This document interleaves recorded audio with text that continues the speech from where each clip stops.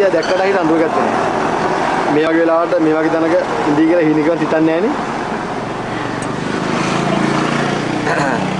මගේ මේ ඔපරේෂන් එකට සල්ලි බැඳලා දිනේ වෙන් කරගන්න කියලා. ඔපරේෂන් එක කිව්වංකෝ.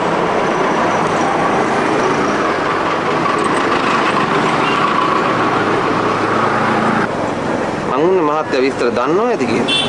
නෙවෙන්න. අපේ දෙන්න විස්තරේ කිව්වේ නැත.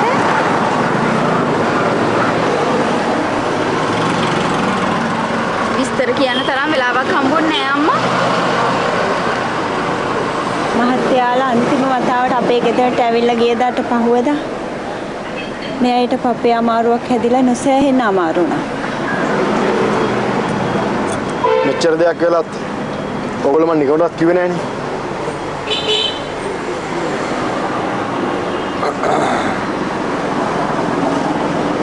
මහත්තයාගේ වෙලාව හොඳ කොමටද කොහෙද? මගේ වෙලාව නරක වුණා. මහත්තයා දරුවට දුන්නු සල්ලි එහෙම පිටිම මගේ ඔපරේෂන් එකට බැඳලා මේ දොට්ට වැස්සා විතරයි.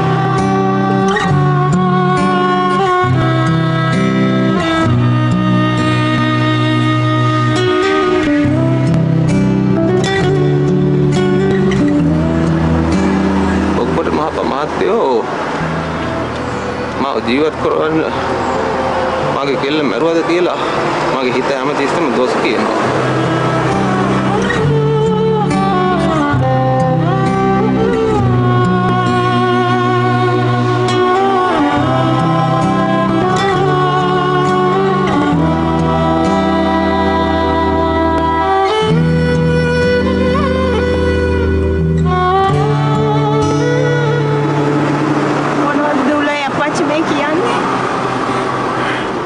පුංචි දේත් මහ ලොකුවට ගණන් ගන්නවා අම්මා.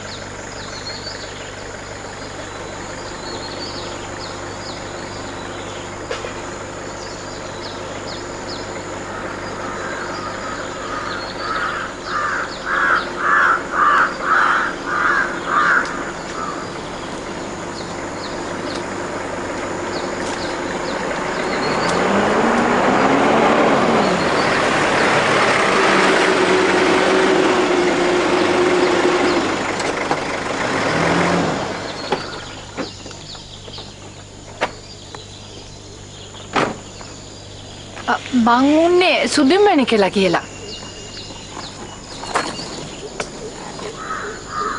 ඇයි සුදුහමින්ලා කොහෙද ගිහින්ද? අදාර බෙහෙත් වලට සල්ලි බඳින්නයි කියලා කොළඹ ගියා. මේ මෙහෙන් පිටත් වෙනකොට පාන්දර 4ටත් නෑ.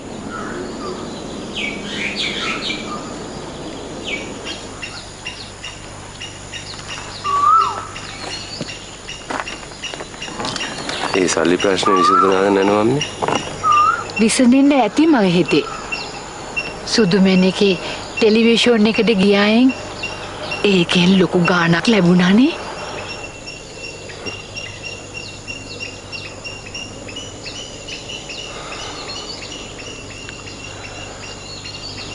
මං එහෙමනම් ගිහිල්ලා එන්නම් නැනව අම්මේ. යමින් ගමන් හෙන්රි මාමත් බලාගෙන යන්න කියලා ආවේ. අද නම් රෑ ජාමයක්වත් එයි එනකොට. එදා අපේ සුදුමෙනිකේ කුමාරි හාමි ආපු වෙලාව මතකයිනේ.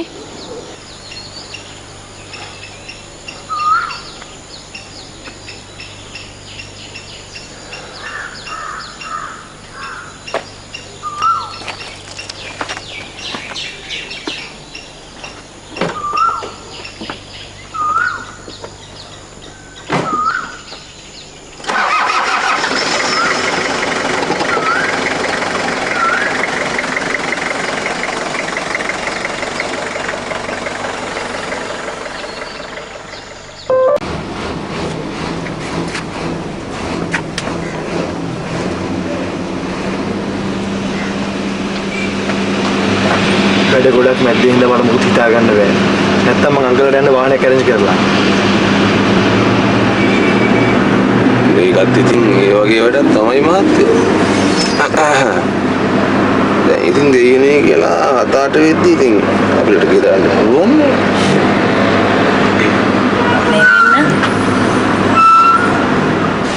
ආයෙන දවසට ඉස්සරින්දා කෝල් එකක් දෙන්නකෝ.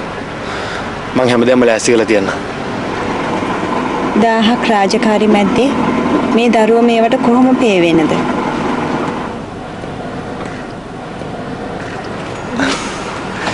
කොහොමද කියලා පෙන්නන්නත් එක්ක එන්න ඉස්සලා කෝල් එකක් දෙන්නකෝ ආන්ටි.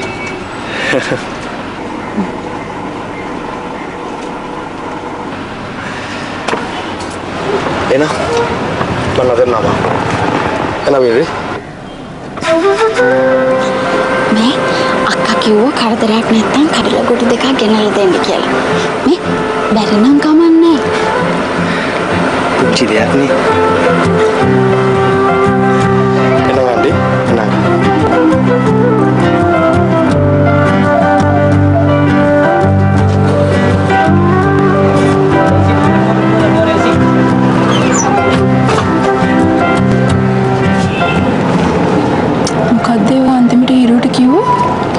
සිරිමල් අයියව මතක් කරන්න කියලා. ඇයි? එතකොට බැරි නම් කමක් නෑ කිව්වේ. මතක් කරන්න.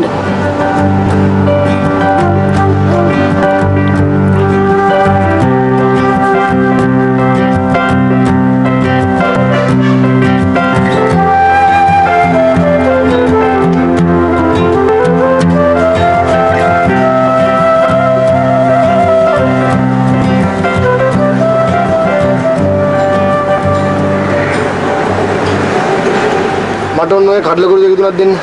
ඔය ගන්න මහත්තයෝ. ගෑනු ළමයි වැඩිපුර මිල්ලන වර්ගෙන්ද. ගෑනු ළමයි වැඩිපුර කැමති මහත්තයෝ බෝල කඩ වලටනේ. ආ. ගොට්ටක් නම් මහත්තයෝ 10යි දෙන්නේ. 50යි දෙයක් දෙන්නද? හරි හරි දාලා දෙන්නකෝ. බස් එකේ යන්න හදන එක්කෙනෙක් දෙන්න.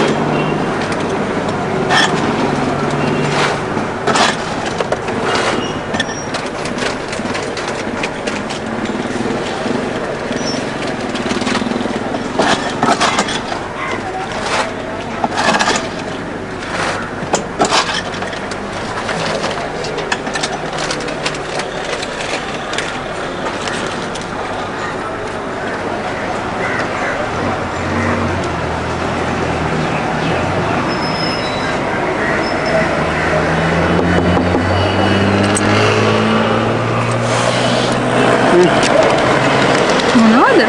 කඩල?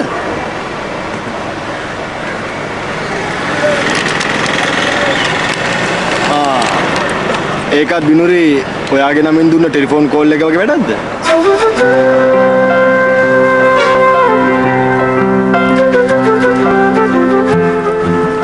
मिस क्लास से बाहर इंटरेस्टिंग है तुमको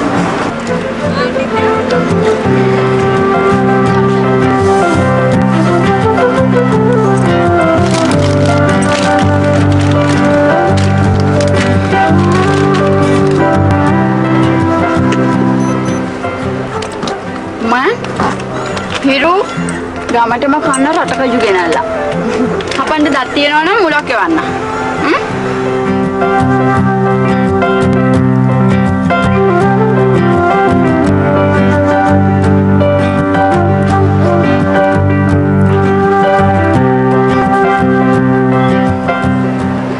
ඔයානම් මහා ලැජ්ජ නැති නැහැදිච්ච ළමෙක්. යංකෝ ගෙදර? හා යංකෝ මේ ජස්සට බැදිලානේ. කොයිනේ?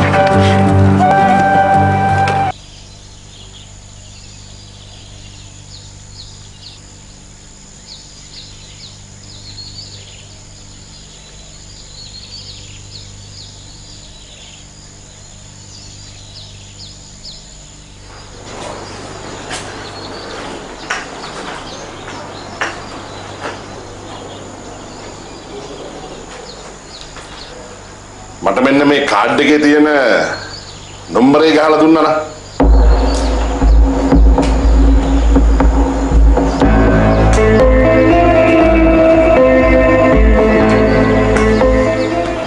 නම්බර එක ගන්න ඕනේ. ගෙදරකට? ගෙදරකට ගමුනේ. කවුද? මේ මගේ පරණ ගනුදෙනු කාර්යයක්. ප්‍රින්ස් යනවා.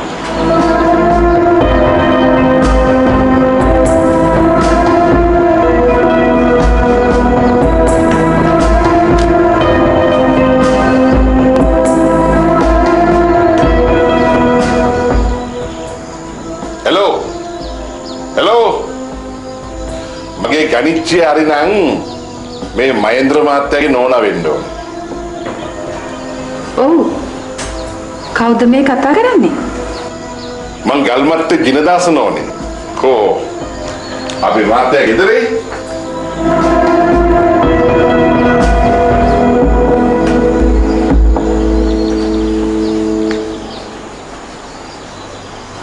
මහත්තයා නම් හිටියේ පොඩි වැඩක. පොඩ්ඩක් ඉල්ලුක බලන්න. වැඩක් නම් ආයේ මොකටද නෝනේ කරදර කරන්නේ? මං අපේ මහත්තයාට මරණ කොලයක් එව්වා. ඒක අම්බුනාද කියලා දැනගන්නයි කතා කළේ.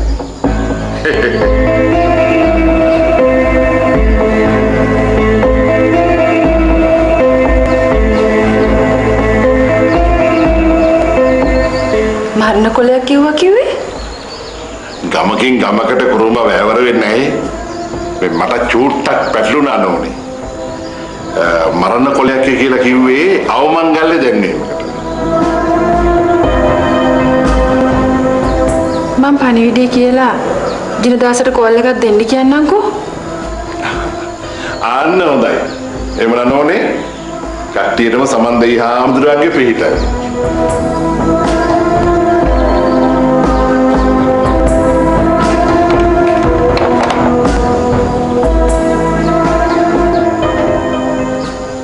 Hey putih. මොකුත් නැහැ.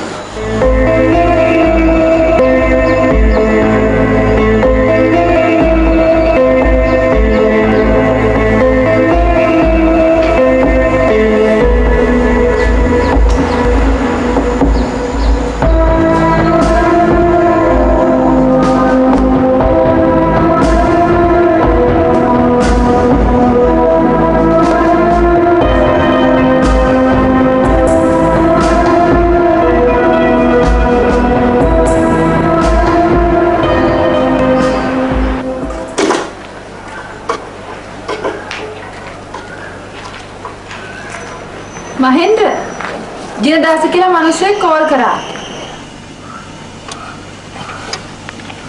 මොකද්ද පණිවිඩේ? මොකද්ද මරණ දැන්වීමක් කියවලු. ඒක හම්බුණාද කියලා බලන්නලු කතා කරේ.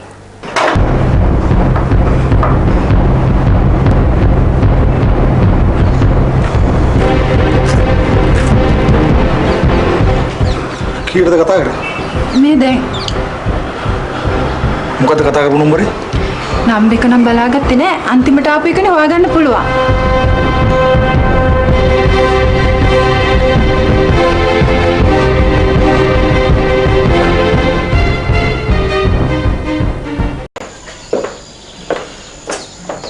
එදා මාලා ඇවිල්ලා තියෙන මාවම් මෙන්න මචං.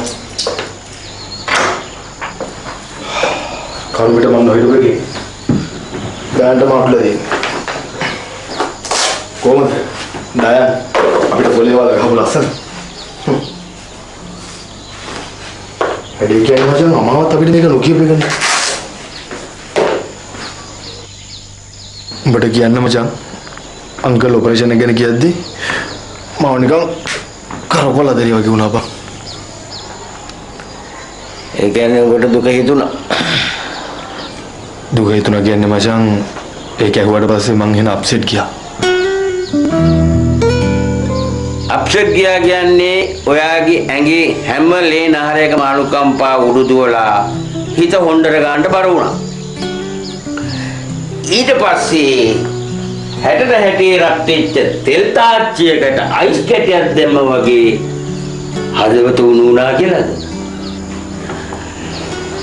ඊ ඇති වෙච්ච හිත වේදනාවෙන් ඉඳද අම්මා හදපු තාත්තා වඩපු මම විකුණපු දොඩොල් වගේ ඔයා මේ කික් එකේ ඉන්නේ. මොකක්ද දැන් ඔබ කියන්න දන්නේ? කියන්න හදන්නේ කොයියෝ මෙච්චරයි. දෙයියත් කණ්ඩියේ එතන ආමිට සියදෝරිස් ආදරය කරා වගේ ඔයා අම්මාට දපනේ වැටිලා ඉන්නේ කියලා. හරි ඉතින් ඔකට සාගිනිකාරේ කුරාන් රොටි දිහා බලනවා වගේ මන් දිහා බලන්න ඕනේ නැහැ. මං ආන්නේ දපනේ වැටුණාද නැද්ද කියලා. එච්චරයිනේ. මොකද්ද හුවේ? නෑන්ඩි මම මේ කිව්වේ මේ නයි මුගටි ඔච්චර කා කොටා ගන්නේ දපණි වැඩනේ ඉඳයි කියලා. මෙයා කියනවා නෑලු. හරි. ඇන්ඩිම කියන්න බලන්න දපණි වැටෙන හින්දාද නැද්ද? දපණි වැටෙන හින්දාද නැද්ද? වෙලාවකට සිරිමල් මොනවද කියන්නේ කියලා සිරිමල්ම දන්නේ නැහැ.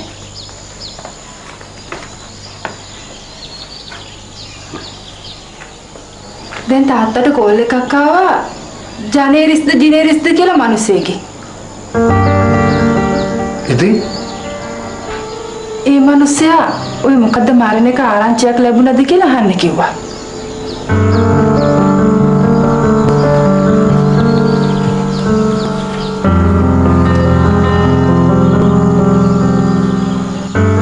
මම එක කිව්වා විතරයි තාත්තා අරන් හිටපු බොනට් එකේ ඔළුවත් අද්දගෙන කඩම් බිඳන් ගෙට ගියා.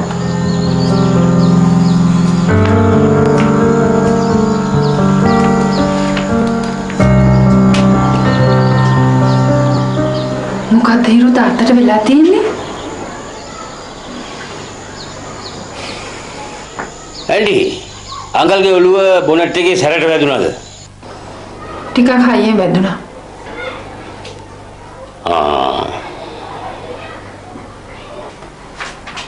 අයියෝ එහෙම හැවි? නෑ ඉතින් සැරට ඔළුව කොහේ හරි වැදුනා නම් අංකල්ගේ ඔය තියෙන අවුල විසඳෙන්න බැරි කමකුත් නෑ. ඒකයි ඇහුවේ.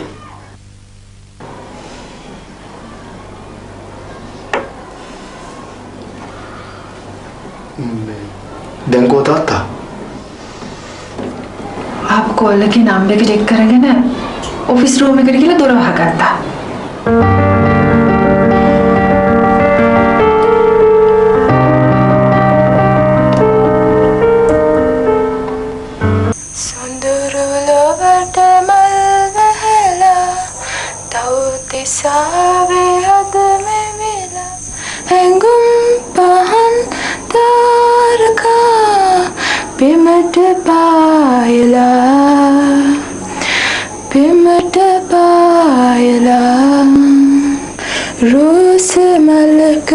හිත වැටිලා බඹරෙකුසේ මා සොයලා ඈත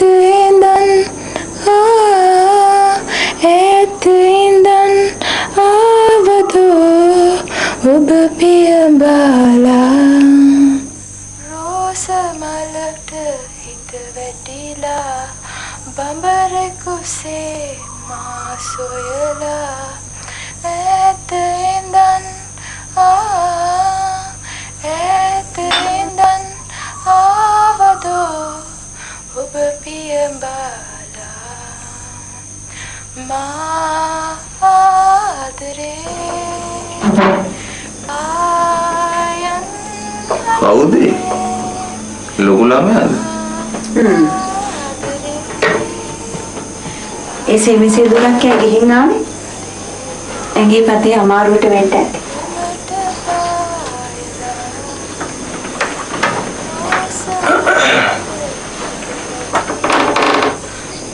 සින්දු කියන්නේ?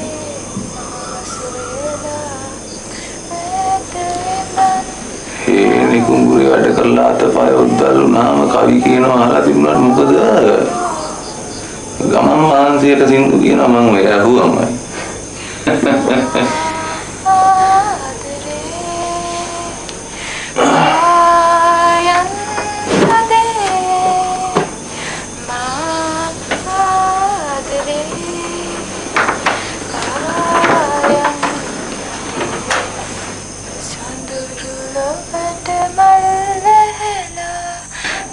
තිසාවේ හද මෙවිලා හැඟුම්